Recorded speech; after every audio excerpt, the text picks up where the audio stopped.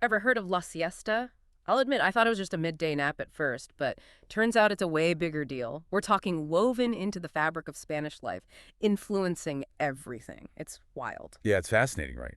It's not just about dodging the midday sun. It's about syncing your whole day with those natural rhythms, Yeah. a different pace of life, Yeah. where productivity isn't just about going full speed ahead constantly. It's about respecting that your body needs to rest, to recharge. So paint us a picture.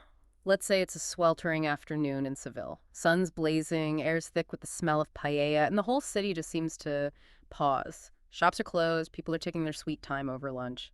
Siesta time. You got it. And this whole thing, it goes way back. Probably started as a practical way to cope with that intense Spanish sun, but it evolved into something much bigger. Think about it. Businesses adjusted their hours, meals were planned around it, even social lives revolved around this afternoon break. It became a part of the flow.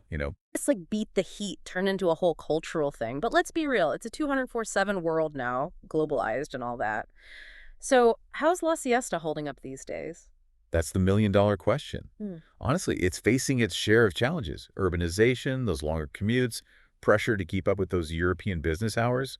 It's not easy for Spaniards to fit a traditional siesta in anymore, Right. especially the younger generations in the bigger cities. Makes sense. Kind of sad to see traditions fade, but then again, it speaks to how adaptable they can be? Definitely. And that leads us to an interesting twist. While that long traditional siesta might be on the decline, that core idea of a midday break, it's having a resurgence, just in a new package. You talking about those power naps everyone's going on about? Bingo. Research is backing up what the Spaniards have known all along. Even a quick nap can work wonders for your focus, your stress, even how productive you are. Science catching up to tradition, who would have thought? Now you see companies, even over here, adding nap rooms to their offices. Really gets you thinking, has we been so focused on pushing ourselves to the limit that we've forgotten about the power of a well-timed rest? It really does. What if, instead of trying to just power through our days, we took a page from Spain's book, embraced a little midday break, even if it's just for 20 minutes, something to think about?